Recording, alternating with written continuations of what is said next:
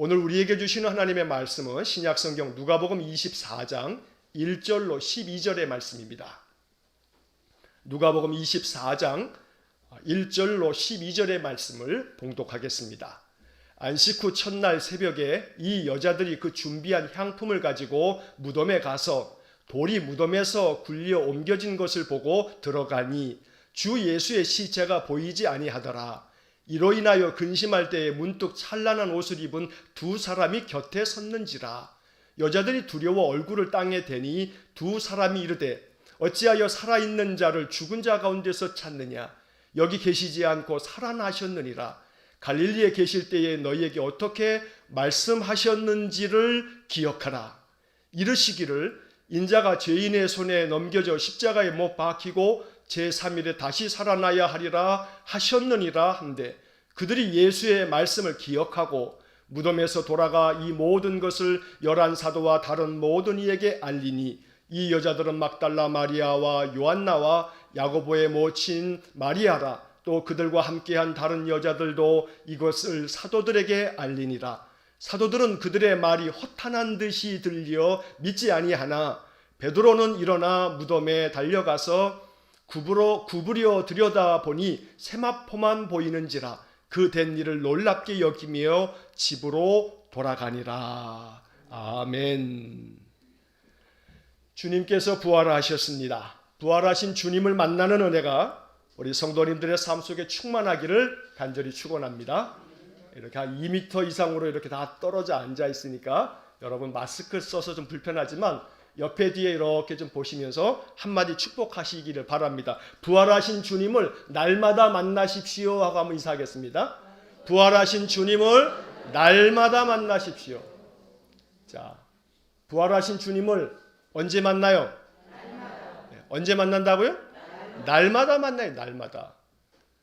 부활하신 주님을 나중에 천국 가면 만난다 생각하시는 것은 하나만 하는 거예요. 하나만.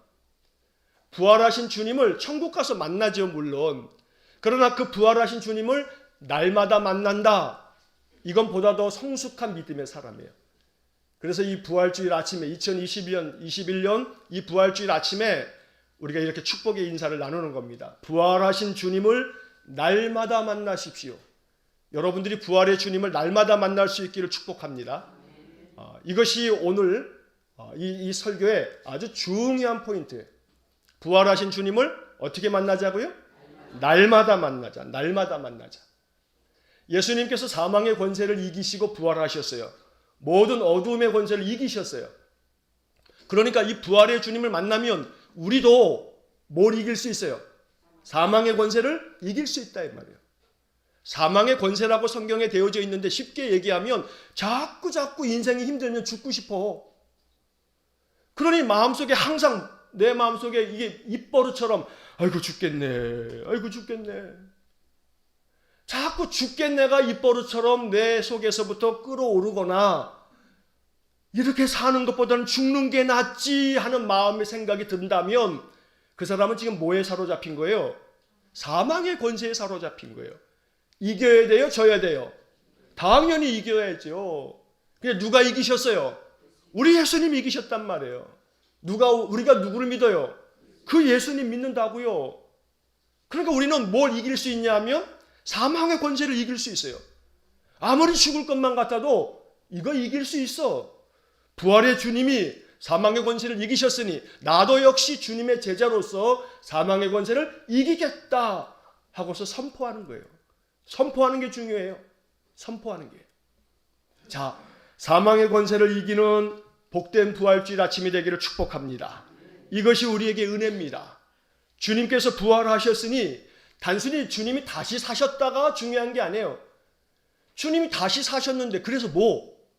나랑 무슨 관계가 있는데?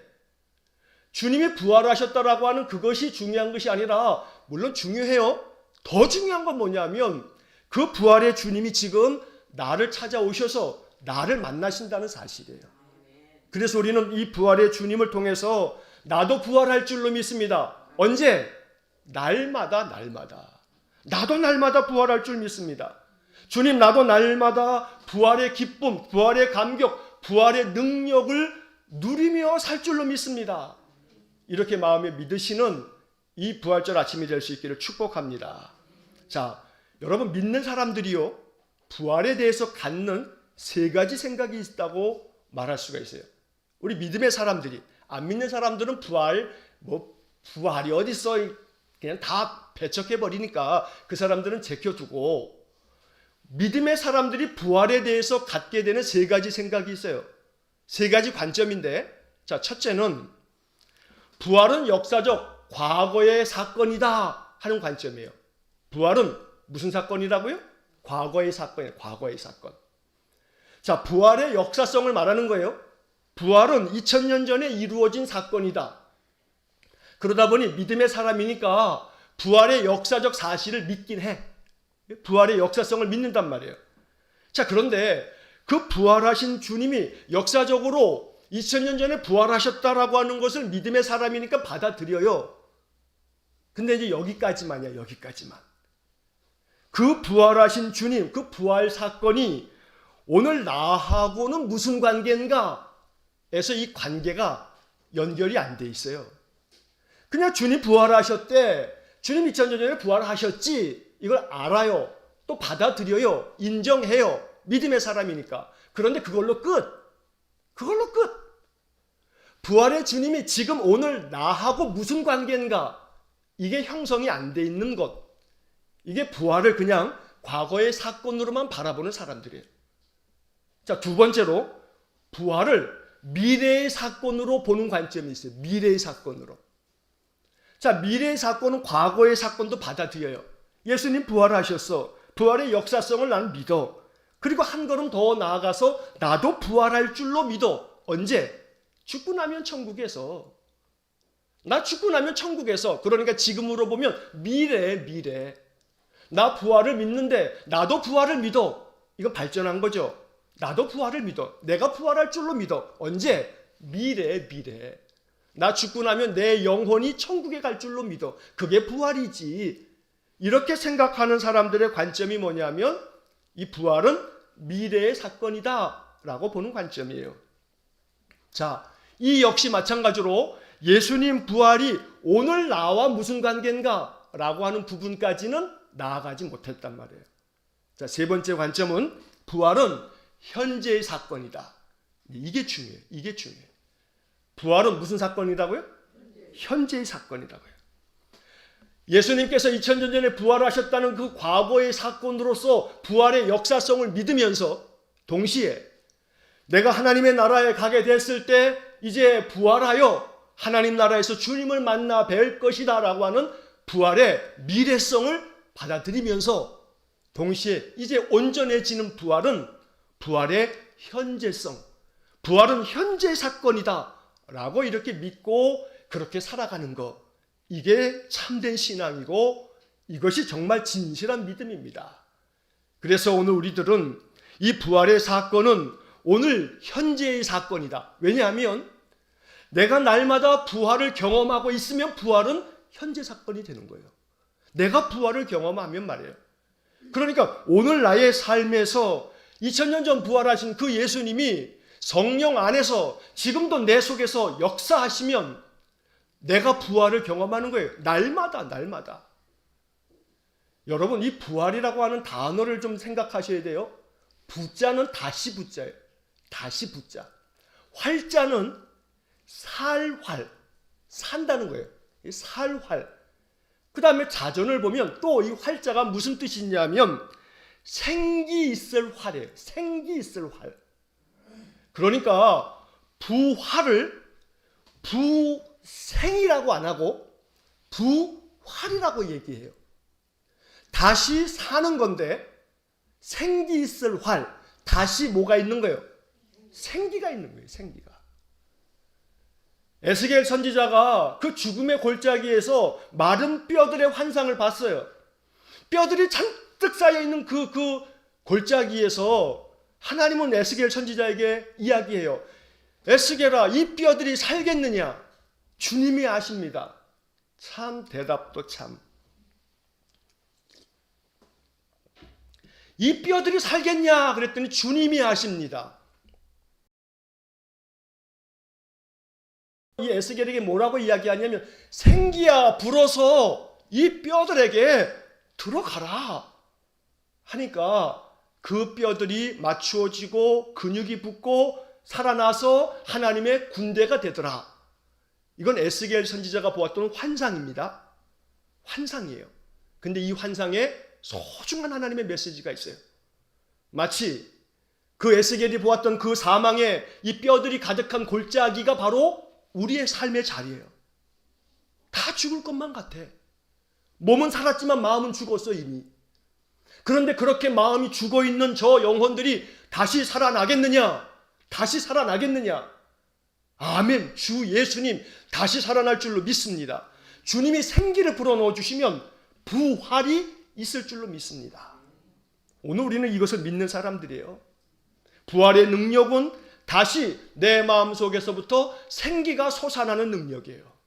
이 부활의 능력을 날마다 경험해야 합니다. 이것이 부활 신앙입니다. 그래서 날마다 우리의 마음속에 2000년 전에 이 땅에 다시 사신 그 예수님의 부활이 오늘 나에게 있어서 현재의 사건이 되어서 성령님께서 내 안에 부활의 능력을 부어주시면 누가 부활한다? 내가 부활한다. 내 마음이 부활하고, 마음이 부활하면요 영혼이 잘됨 같이 범사가 잘 되게 돼 있어요. 영혼이 살아나야 돼. 영혼이. 내 마음속에 영혼이 부활하면 내 인생의 모든 삶 죽을 것만 같은데 아니 죽긴 왜 죽어 살아야지. 주님이 사셨는데. 제가 종종 말씀드리잖아요. 죽겠네 죽겠네. 빨리 하면 안 된다고. 어떻게 하라고요? 천천히 하라고. 그럼 어떻게 된다고요?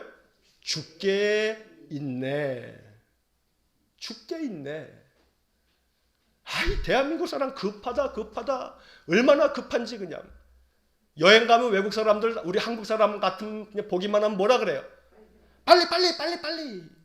얼마나 빨리 빨리. 영적으로 자꾸 빨리 빨리 하다 보면 우리의 삶이 무너져요. 죽겠네 죽겠네를 천천히 하면 죽게 있네. 모든 게 다 주님께 있어요. 내 인생의 모든 삶이 주님께 있어요. 그러니 주님께서 내 모든 삶을 맡아서 주관하실 줄로 믿고 그 믿음 안에서 내 마음속에 살겠네 살겠네 다시 살겠네 선포하는 거예요. 좀 유치하지만 한번 해봅시다. 살겠네 살겠네 다시 살겠네. 자 시작. 살겠네, 살겠네, 다시 살겠네 다시 살겠네. 그렇게 믿음으로 선포하고 다시 살면 현재 나는 뭘 경험하는 거예요? 부활을 경험하는 거예요. 부활은 다시 사는 것이니까. 날마다 부활이 경험되는 그런 복된 삶이 되시기를 간절히 축원합니다. 자, 이제 2000년 전의 그 부활의 현장으로 우리 한번 돌아가 보겠습니다. 누가복음의 24장의 이야기로 2000년 전으로 이제 싹 시간 여행을 가는 거예요. 자, 누가복음 24장을 읽었습니다. 여러분의 생각을 잘 집중하셔서 뭐 타임머신은 없지만 마음이야 뭐 어디를 못 가요. 2000년 전으로 휙 날아가 보는 거예요. 그리고 저 2000년 전 그 예루살렘 땅으로 우리가 다 가 있는 거예요. 그리고서 이제 구경을 하는 거예요. 이렇게 바라보고 있는 거예요. 그 현장을 보고 있는 거예요. 자, 부활주일 아침이 됐어요. 여자들이 향품을 준비하고 향유를 준비해서 예수님의 무덤에 갔어요. 찾아갔어요. 왜냐하면 이 여자들이 향품과 향유를 준비했다는 것은 제가 지난주 새벽 예배 때도 말씀드린 것처럼 그들은 예수님 다시 살아났다라고 하는 것을 알지 못했고 믿지 않고 있기 때문에 그래요. 향품을 준비하고 올라가는 것은 유대인의 장례 예법에 따라서 한 3일쯤 지나면 그 시체가 부패하고 썩어지기 때문에 향품을 잘 발라서 그 고인에 대한 아름다운 존중과 예법을 다하는 그런 예절이 있는 거예요. 우리처럼 우리의 이 장례 문화라고 하는 것은 지금이야 화장을 많이 합니다만 예전엔 다 매장 아니었어요. 땅을 파가지고 그냥 묻는 거죠. 그러니 그 시신을 다시 또 꺼내서 뭐 이렇게 향품을 바른다는 것이 상상이 안 되는데 유대인들의 장례는 굴을 파가지고 굴 안에다가 시신을 집어넣는 거거든요. 그리고 그 굴 앞에다 커다란 돌로 막아두는 게 그 당시의 장례 예법이었어요. 자, 그래서 향품을 가지고 예수님의 무덤으로 그날 아침 여인들이 찾아갔어요. 아직 이 여인들의 마음속에는 예수님 돌아가셨어. 자, 그런데 무덤에 딱 갔더니 무덤의 문이 어떻게 돼 있어요? 열려 있는 거예요. 열려 있는 거예요. 그 커다란 돌을 어떻게 하나 하면서 고민하면서 올라갔는데 이 무덤에 문이 열려 있고 무슨 일인가 싶어서 달려 들어갔더니 무덤이 비어 있더란 말이에요. 비어 있어요, 무덤이. 예수님의 시신이 어디 갔는가? 비어 있는 무덤을 보면서 여자들의 마음이 얼마나 그 마음이 그냥 두렵고 떨리는 마음이었겠습니까? 자, 이 2000년 전에 부활절 아침에 예수님의 무덤에서 그 무덤을 찾아갔던 여자들이 첫 번째 발견한 것은 빈 무덤이에요. 빈 무덤. 오늘 이 말씀을 묵상해 봅니다. 빈 무덤. 빈 무덤이 주는 영적 교훈이 있어요. 빈 무덤의 교훈. 여러분, 예수님이 부활하셨으면 무덤에 조금 계시지 그냥. 아니면 무덤 바깥에서 좀 계시지. 그 무덤으로 여인들이 그 장례 예법을 따라 올라올 텐데, 누구든 올 텐데. 그 무덤에 계셨다가 얘들아 나 살았다 좀 하시지. 그러면 참 쉬울 텐데. 그렇지 않습니까? 근데 뭐 예수님 또 부활하시고 뭘 또 바쁘셔가지고 어디를 또 가셔가지고 무덤이 비어있단 말이에요. 올라갔더니 비어있는 무덤이에요. 자, 복음서마다 부활절 아침의 첫 장면은요, 무덤에 갔더니 무덤이 비어있더라 라고 하는 빈 무덤을 보여주고 있어요. 그렇게 이야기를 써놓고 있단 말이에요. 이것이 주는 영적 교훈이 있어요. 부활하신 주님이 기다렸다가 만나주시면 참 좋을 텐데 그러지 않더란 말이에요. 자, 그렇다면 이 빈 무덤이 가지고 있는 영적인 의미가 뭘까? 오늘 이 주제, 메시지의 첫 번째 주제는 바로 이겁니다. 빈 무덤은 우리에게 선택을 요구하신다는 거예요. 빈 무덤은 우리에게 뭘 요구한다고요? 선택을 요구한다고요. 이게 무슨 뜻이냐 하면 부활하셨음을 믿을까 말까. 첫째, 빈 무덤을 보면서 부활하셨구나, 다시 사셨구나 믿을 수 있어요.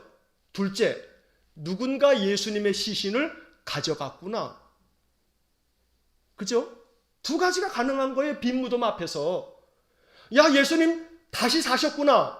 아니면 누가 시신을 훔쳐갔나. 그러니까 마태복음 28장의 기록에 의하면 예수님이 부활하셨다, 무덤이 비어있다라고 하는 이 사실 앞에서 이 소식을 전해들은 대제사장들이 군사들을 뇌물로 매수를 시켜서 뭐라고 하냐면 밤중에 그 예수의 제자들이 시신을 훔쳐갔다고 해라 하고 매수한단 말이에요. 훔쳐갔다고 해라. 여러분 생각해 보십시오. 만약에 예수님이 살아나셨으면 큰일 나는 거거든요. 그러니까 이 사람들은 반드시 예수님이 어떻게 돼야 돼요? 죽어 있어야 돼요.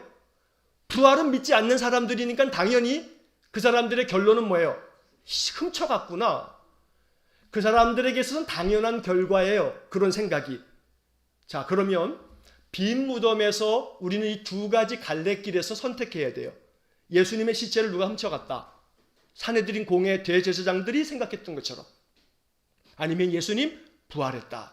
자, 이 이야기를 다시 한번 생각해 보면 여러분 선택이라고 하는 것이 쉬운 사람도 있지만 쉽지 않기도 해요.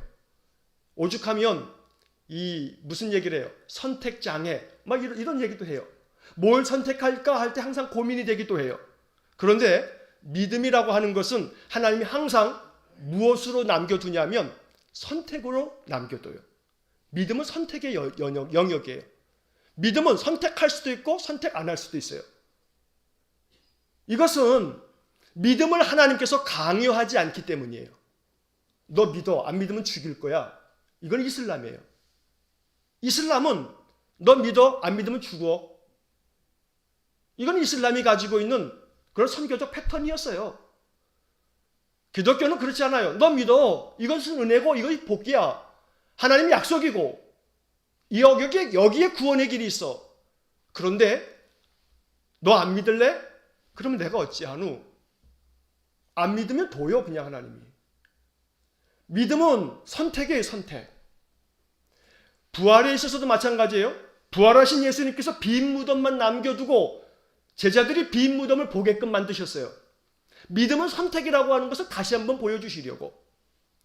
그것도 그 믿음은 어떤 선택? 강요된 선택이 아닌 자발적 선택. 예수님이 부활하셨다고 받아들이든지 예수님 시체를 누가 훔쳐갔구나든지 이 둘 중에 하나를 선택해야 되는 겁니다.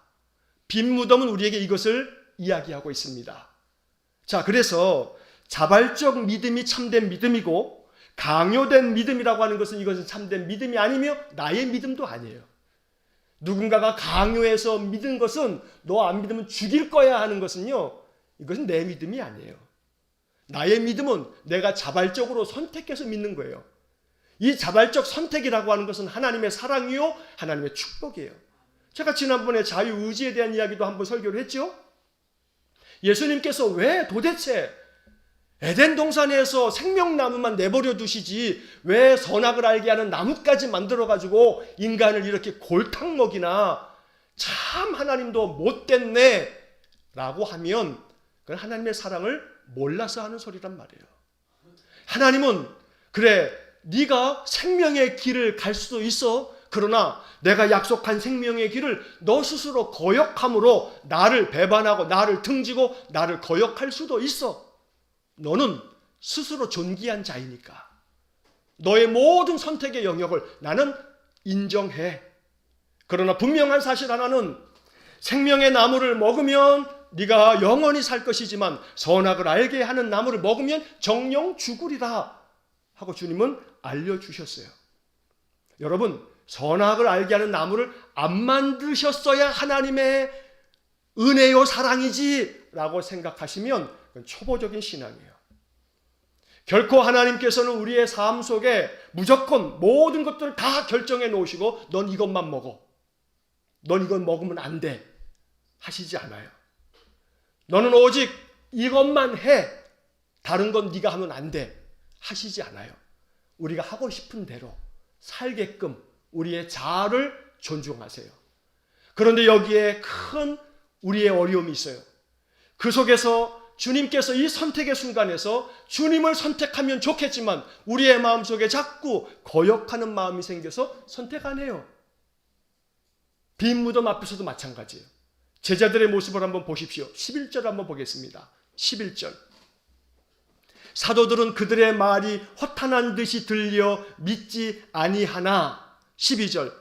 베드로는 일어나 무덤에 달려가서 구부려 들여다보니 세마포만 보이는지라 그 된 일을 놀랍게 여기며 집으로 돌아가니라.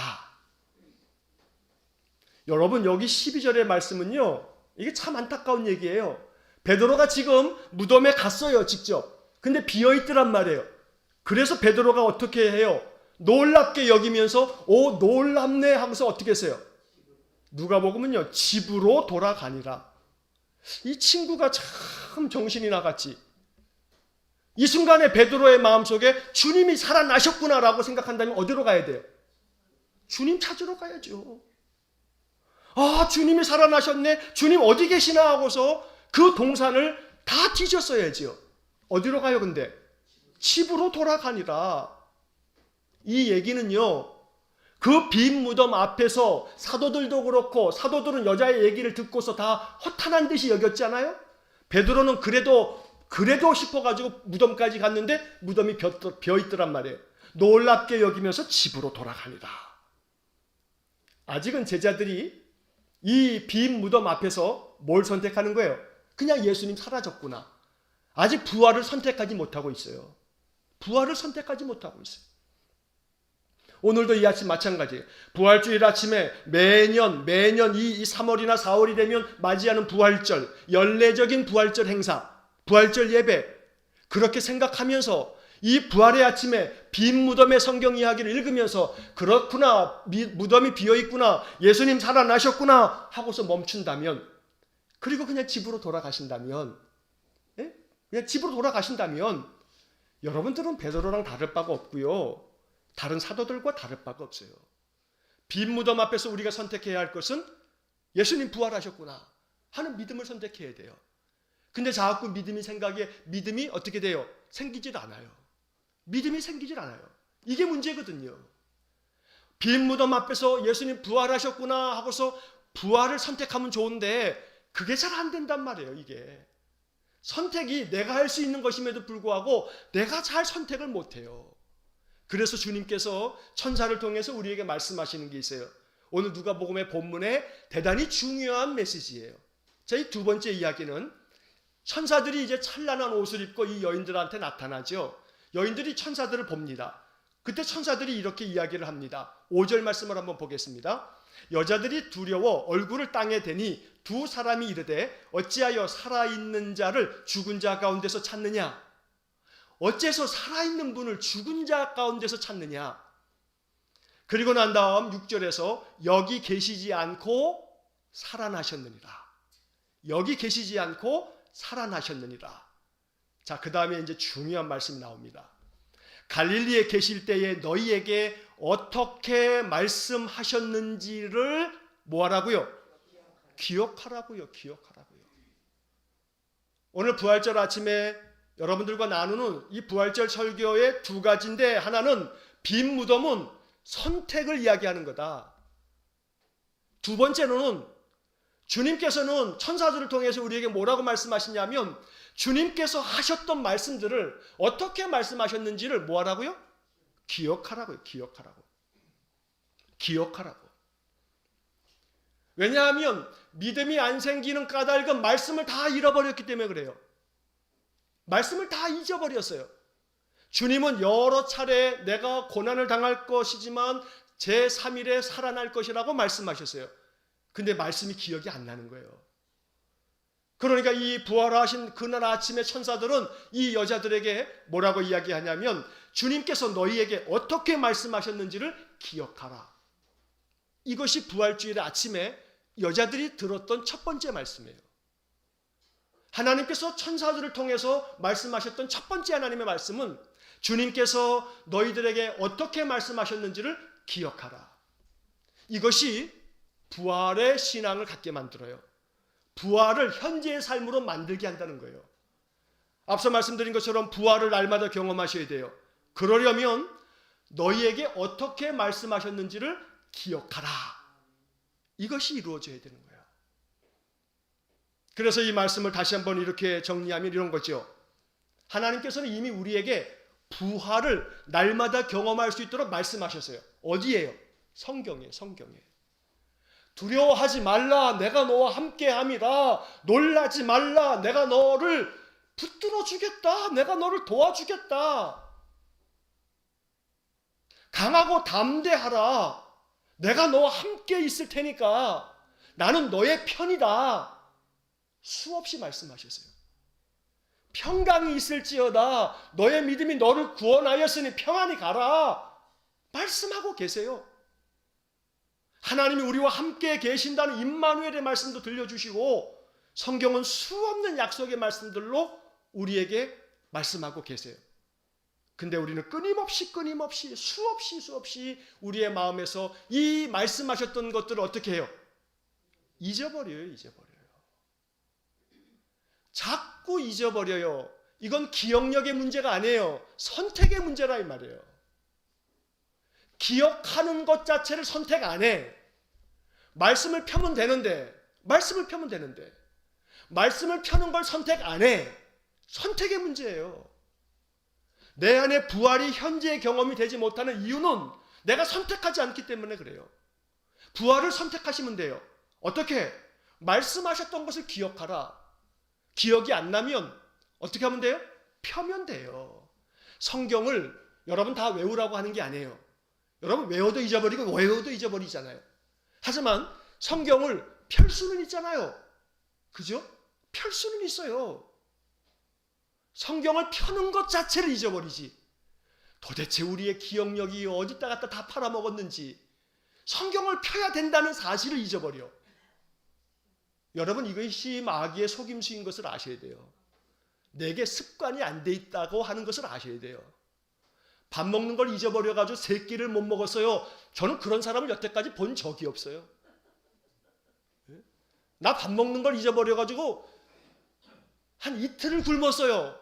아유, 이틀이 지나고 나니까 아차, 내가 이틀 동안 밥을 못 먹었네. 이런 사람을 만나 본 적이 없어요. 왜 그래요? 배가 고프면 신호가 와요. 무슨 신호가요? 꼬르륵 거리거든. 마음도 말씀을 안 보면 신호가 와요. 근데 이 마음의 신호를 못 알아차리니까 이게 문제지. 마음의 신호는요, 자꾸 괴로워. 자꾸 심사가 뒤틀려. 자꾸 답답하고 우울하고 마음이 편치 않아. 왠지 불안하고 힘들어 죽겠어. 맞아요. 힘든 건 현실이지만 믿음은 현실을 능가하고 이겨낸단 말이에요. 제가 늘 말씀드리죠. 분모가 크면 분자가 아무리 무거워도 관계없다고. 그래서 제가 분모, 분자 얘기로 말씀을 여러 번 드렸잖아요. 믿음이 분모예요. 분모가 숫자가 더 커지면 분자가 아무리 무거워도 분모의 숫자를 더 키우면 이건 더 작아지게 돼 있어요. 그러니까 우리 현실의 무게 자체를 부정하는 게 아니에요. 너무나 괴로워요. 너무나 힘들어요. 그러나 그건 분자야, 분자. 우리의 믿음이 분모란 말이에요. 믿음의 분량이 더 커지면 현실의 무게가 똑같아도 너무나 힘들어도 점점 내 마음속에는 가볍게 느껴진다 이 말이에요. 그러니까 내 마음속에 부활의 믿음이 있어야 돼요. 그 부활의 믿음을 마음속에 가지려면 주님이 말씀하시기를 천사를 통해서 너희에게 어떻게 말씀하셨는지를 기억하라. 하나님은 이미 다 약속해 주셨으니 이 약속을 기억하고 선택해라. 그러니까 말씀을 펴야 돼요. 말씀을 펴는 게 습관이 되어야 돼요. 습관이 돼야 돼요. 그러려면 날마다 말씀 펴는 습관을 통해서 말씀을 자꾸 보다 보면 그 약속이 내 눈에 들어와요. 어떨 때는 위로의 말씀으로, 어떨 때는 소망의 말씀으로, 어떨 때는 용기는 주는 말씀으로, 어떨 때는 나의 약해진 마음을 야단치는 말씀으로 말씀이 눈에 들어온다고요. 그 속에 내 안에 부활이 경험되는 겁니다. 이제 말씀을 정리하려고 합니다. 기억하라고 하는 말씀은요, 성경에 수없이 많이 나와요. 기억하라. 자, 역대상 16장 15절의 말씀에 보면 너희는 그의 언약, 곧 천대에 명령하신 말씀을 영원히 기억할지어다. 하나님의 언약을 기억하라고 말씀하고 있어요. 이건 천대까지 이르는 말씀이다. 하나님의 언약을 기억하심으로 너희에게 어떻게 말씀하셨는지를 기억하라. 그러면 그 기억을 통해서 너희들은 부활을 경험하게 될 것이다. 오늘 아침 우리에게 주시는 이 누가복음의 말씀입니다. 신명기 8장 2절에 보면 아주 소중한 말씀이 기록되어 있어요. 내 하나님 여호와께서 이 40년 동안 너에게 광야 길을 걷게 하신 것을 기억하라. 그리고 신명기 24장 18절에서는 너는 애굽에서 종되었던 일과 내 하나님 여호와께서 너를 거기서 속량하신 것을 기억하라. 이 신명기 24장 18절이 대단히 중요한 거예요. 최소한 여기 앉아 계신 여러분들은 믿음의 경험들을 가지고 계세요. 하나님의 은혜를 경험하신 바가 있어요. 그러면 하나님은 신명기 24장 18절을 통해서 너희들은 기억해라. 뭐를? 과거에 너희들이 애굽에서 종되었던 것을. 그런데 하나님께서 너희들을 거기서 속량하신 것을, 구원하신 것을. 우리의 신앙의 경험은요, 이미 하나님의 은혜를 많이 경험했어요. 그러면 그것을 기억하라고 말씀하고 계시는 거예요. 하나님이 돌보아 주셨구나. 하나님이 은혜를 주셨구나. 하나님이 살려주셨구나. 이렇게 간증하는 내 삶의 간증이 여러분들에는 크고 작은 많은 간증들이 있어요. 성경은 그렇게 말씀하고 있어요. 너의 지난날 경험들을 기억해라. 그리고 하나님의 언약 말씀을 기억해라. 이 두 가지를 기억하셔야 돼요. 어떻게 말씀하셨는지를 성경을 통해서, 어떻게 말씀하셨는지를 너의 지나간 삶을 통해서 뭐 하라고요? 기억하라고요. 그 기억하는 것을 선택하라고요. 빈 무덤은 선택입니다. 부활하셨다는 것을 내가 받아들일지, 누가 훔쳐갔구나 라고 선택할지, 부활을 선택하셔야 돼요. 부활만이 살 길이에요. 그래야지만 이 코로나 팬데믹 시절에 내 마음이 생기를 잃어버리지 않을 수 있어요. 부활의 주님을 만나야 돼요. 부활의 주님을 오늘 그리고 날마다 내 삶 속에서 경험해야 돼요. 그러기 위해서 기억하라. 첫째, 지금까지 나의 삶 속에서 하나님 베푸셨던 그 은혜를 기억해라. 둘째, 하나님이 언약하신 언약의 말씀을 기억하라. 그래서 제가 역대상 16장 15절 그 언약의 말씀을 기억하라 했고, 신명기 24장 18절 너희들을 그 옛날 애굽에서 속량해 주신 것을 기억하라. 두 가지를 기억하셔야 돼요. 그러면 부활의 주님을 날마다 내 삶 속에서 만난 것처럼 내 마음속에 활기가 넘쳐날 줄로 믿습니다. 부활한 삶을 살아야 합니다. 날마다 살아야 합니다. 죽어서는 안 됩니다. 살아야 합니다. 죽고 싶어도 살아야 합니다. 부활하신 주님과 함께 살아야 합니다. 그것이 하나님께서 우리에게 주신 명령입니다. 살아야 합니다. 반드시 살아야 합니다. 부활의 주님이 생기 있게 우리의 마음을 일으켜 주실 겁니다. 기억하시기 바랍니다. 지나간 나의 모든 삶 하나님의 은혜로 살았습니다. 속량하신 하나님의 은혜가 분명합니다. 그러니 기억하셔야 합니다. 또한 주님의 언약의 말씀만 펴시면 이 말씀 안에는 수많은 약속들이 담겨져 있습니다. 이 말씀을 기억하셔서 오늘 이 여인들이 이제 그 다음 뭐라고 이야기합니까? 8절 그들이 예수의 말씀을 기억하고 그 다음에 어떻게 합니까? 제자들에게 가서 복음을 전합니다. 예수님 살아나셨습니다. 예수님 살아나셨습니다. 기억하는 자만이 전할 수 있습니다. 오늘 날마다 이 말씀 앞에서 순종하기를 축복합니다. 오늘 이 8절 말씀 그들이 예수의 말씀을 기억하고 여기서 그들을 여러분들의 이름으로 한번 읽어보시기 바랍니다. 아무개가 예수의 말씀을 기억하고 베드로는 집으로 돌아갔는데 여러분들은 여러분들의 삶의 자리로 돌아가는 겁니다. 여러분들의 삶의 자리에서 일터에서 가정에서 여러분들이 처하여 있는 곳곳에서 그 부활하신 주님의 말씀을 기억하고 부활의 주님의 능력을 날마다 가지고 생기 있게 살아 넘치는 약동하는 힘을 가지고 우리의 인생의 삶을 살아갈 수 있기를 주의 이름으로 간절히 축원합니다. 이 8절의 말씀 내게 주신 말씀이구나. 나의 말씀이구나. 그들이 대신에 여러분들의 이름을 넣어서 예수의 말씀을 기억하고 남은 모든 인생의 삶을 부활의 능력으로 살아가실 수 있기를 주의 이름으로 간절히 축원합니다. 기도하겠습니다. 사랑과 자비가 풍성하신 거룩하신 하나님, 이 부활의 아침에 부활하신 예수님을 오늘 나의 삶의 자리에서 만나길 원합니다. 빈 무덤 앞에서 무엇을 선택할 것인가? 예수님 부활하셨구나. 아니 예수님의 시신을 누군가가 훔쳐갔구나. 그러나 이 두 선택의 기로에서 우리 성도들 예수님 부활하셨다. 말씀하신 대로 부활하셨다. 말씀하신 것을 기억해내고 부활하신 주님으로 말미암아 우리 또한 부활의 삶을 살 수 있도록 은혜를 내려 주옵소서. 주님께서 천사를 통하여 말씀하신 것처럼 너희에게 어떻게 말씀하셨는지를 기억하라. 너희의 지나간 삶을 통해서 말씀하셨고 언약의 성경의 말씀을 통해서 말씀하셨으니 이 말씀들을 기억하라. 오늘 여인들이 주님의 말씀을 기억하고 돌아가서 부활의 주님을 이 부활의 소식을 전하였던 것처럼 부활의 예수님을 말씀 속에서 기억하고 이 언약의 말씀을 가지고 우리 성도들 부활의 능력의 삶을 살 수 있도록 축복하여 주옵소서. 예수님 이름으로 간절히 기도하옵나이다. 아멘. 자, 4월 한 달 동안에